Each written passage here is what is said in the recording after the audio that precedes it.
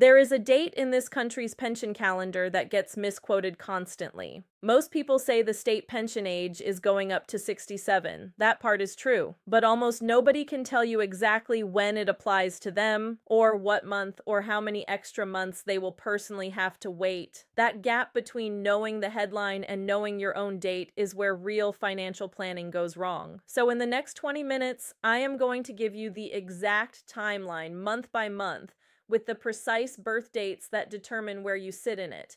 And before that, one thing needs to be said clearly. If you assume this rise is years away and does not concern you yet, that assumption may be wrong for more people than you'd think. If you were born anytime from April 1960 onwards, this calendar already has your name on it. Stay with me, because the difference between knowing your exact state pension age now and discovering it the week before your birthday can be the difference between a retirement plan that works and a gap in your income you did not see coming. If you find this kind of precise, dated breakdown useful, subscribe now. It costs nothing, and it is how the next update on this topic reaches you in time. Let's start with where this comes from, because the rise to 67 has been a long time coming, and understanding the history tells you something important about how seriously to take the dates. The state pension age in this country used to be 60 for women and 65 for men. That changed under the Pensions Act 2011, which began equalizing the age for men and women and brought the pension age up to 66 for everyone by April 2020. The decision to raise the age further to 67 was made back in 2014 under the Pensions Act 2014. That same act also legislated for a further rise to 68, originally penciled in for between 2044 and 2046. Since then, the law has required the government to carry out periodic reviews of the state pension age informed by independent reports and analysis from the Government Actuaries Department. The first review concluded in 2017. The second concluded on the 30th of March 2023. Both reviews confirmed that the rise to 67 should proceed on its existing timetable between 2026 and 2028. The 2023 review went further and recommended pushing back the planned rise to 68 away from the previously discussed 2037 to 2039 window due to a slowdown in the rate of life expectancy improvements compared to earlier projections. The government accepted that recommendation, and the rise to 68 remains scheduled for between 2044 and 2046. Though that timetable is not the subject of this video, and it remains under ongoing review.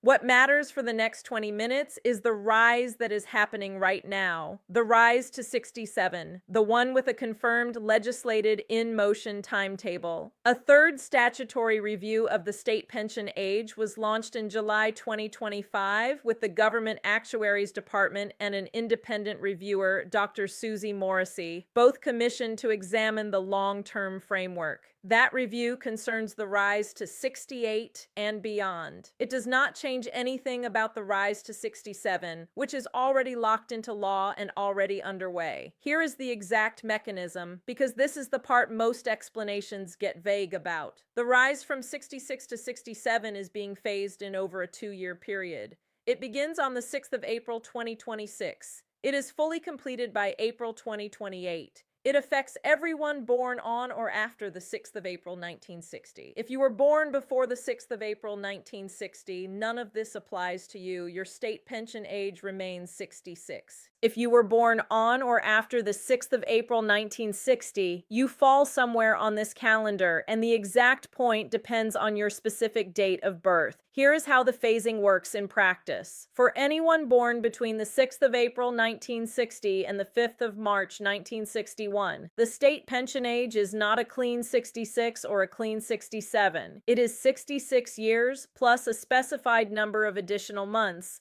and that number of months depends on exactly when within that window you were born. The increase moves at a rate of approximately 1 month added for every month later in the birth window you fall. Let me give you some concrete reference points from that transitional year, because these are the dates people search for and rarely find clearly laid out.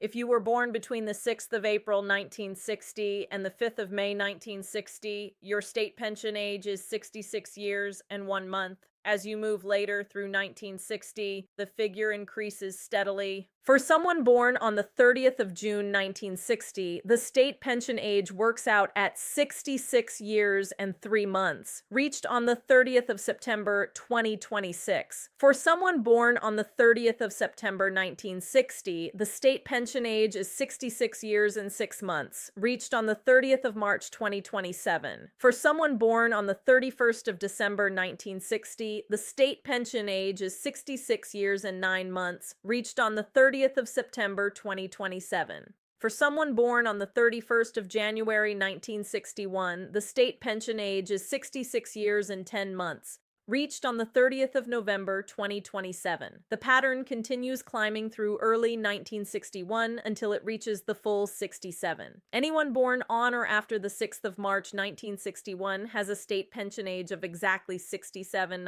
no partial months, no fractions, just 67 on the dot. And from that point forward, for anyone born from the 6th of March 1961 right through to the 5th of April 1977, your state pension age is simply 67, flat. No phasing involved because you sit entirely on the far side of the transition. By April 2028, the entire phased increase is complete, and 67 becomes the standard state pension age for everyone within that range. Now, here is where most people lose track of the calendar without realizing it. The state pension age rise to 67 finishes at 67 for everyone born up to the 5th of April 1977. But for anyone born on or after the 6th of April 1977, a further rise to 68 and currently sits on the legislated timetable, with that change scheduled to be phased in between 2044 and 2046. That part of the timetable has already been the subject of one delay. The original 2017 review recommended bringing the rise to 68 forward to between 2037 and 2039.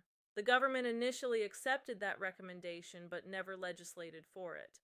The 2023 review then concluded that the slowdown in life expectancy improvements meant accelerating the rise to 68 was not justified, and the government confirmed the original 2044 to 2046 backstop would remain. The third review, launched in July 2025, is examining this question again, but as of now, the legislated date for the rise to 68 has not changed. It remains 2044 to 2046. If you were born after the 5th of April 1977, that future change does not affect your state pension age today, but it is worth knowing it sits on the calendar ahead of you and it remains a live policy question rather than a settled certainty. Let me place a person against this timeline because dates on their own can be hard to hold in your head. Take someone born on the 15th of August 1960. That birth date falls within the transitional window, after the 6th of April 1960, before the 5th of March 1961.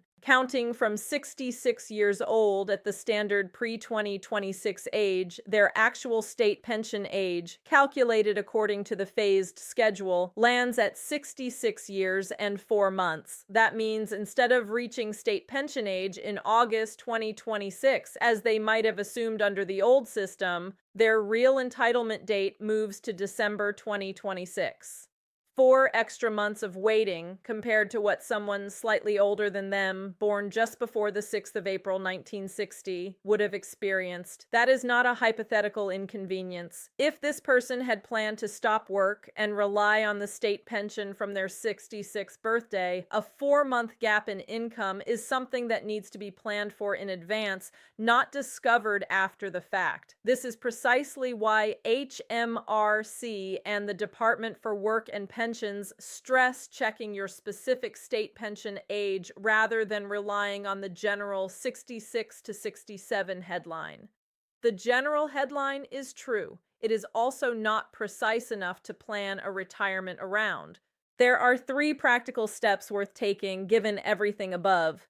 The first is to check your exact state pension age using the government's own calculator. Gov.uk hosts a dedicated tool. You search, check your state pension age, where you enter your date of birth and it returns your specific state pension age down to the exact date based on the legislated timetable. This removes any guesswork from the month-by-month phasing described above. If you were born anywhere between the 6th of April 1960 and the 5th of March 1961, this tool is the only reliable way to know your precise entitlement date, because the monthly increments are too granular to calculate confidently by hand. The second step concerns how you actually receive your pension once you reach your state pension age. The state pension is not paid automatically. You will receive an invitation to claim it sent by the Department for Work and Pensions roughly 4 months before you reach your state pension age. If you do not receive that invitation as expected, or if your address details with the DWP are out of date, you can also claim by phone, online, or by post once you are within range of your state pension age. Given that the phase dates for 2026 to 2028 do not always land neatly on round birthdays, it is worth checking your exact date well in advance, rather than assuming the invitation will simply arrive on your birthday. The third step is specifically for couples. Your state pension age is entirely individual. Each partner reaches their own state pension age based on their own date of birth, and each receives their state pension based on their own national insurance record. But this matters significantly for couples where one partner is younger than the other and where the household relies on means-tested support such as pension credit. Pension credit, the income top-up benefit for pensioners on a low income, generally requires both partners in a couple to have reached state pension age before a joint claim can be made. If one partner reaches their state pension age earlier than the other due to where they fall in this phase timetable, the household's eligibility for pension credit can be delayed until the younger partner also reaches their own state pension age. For couples with a meaningful age gap, or where partners fall on different sides of the 1960 to 1961 transition window, this is worth understanding well before the date in question, not in the months immediately before. Here is the thread running through everything in this video. The rise from 66 to 67 is not a single date. It is a calendar, built month by month, tied precisely to your date of birth, phased in over a defined 2-year window between the 6th of April 2026 and the completion point in April 2028. For anyone born before the 6th of April 1960, nothing changes. Your state pension age stays at 66. For anyone born between the 6th of April 1960 and the 5th of March 1961, your state pension age sits somewhere between 66 years and 1 month and 66 years and 11 months. And the precise figure depends on exactly where your birthday falls. For anyone born on or after the 6th of March 1961, your state pension age is simply 67 with no further phasing involved. And further out, for anyone born after the 5th of April 1977, a future rise to 68 currently sits on the legislated timetable for the mid-2040s. A date that has already shifted once and remains under active government review. The government has been clear through 3 separate statutory reviews now that decisions about pension age need to be made with as much advance notice as possible, precisely because retirement planning depends on certainty. The rise to 67 has that certainty. It is law, it is in motion. What it does not have automatically is your awareness of exactly where you personally sit within it. That part is on you to check, and it takes about 2 minutes on the government's own calculator. If you know someone in their mid to late 60s or approaching that age who is still working from the assumption that the state pension arrives at 66, send this to them.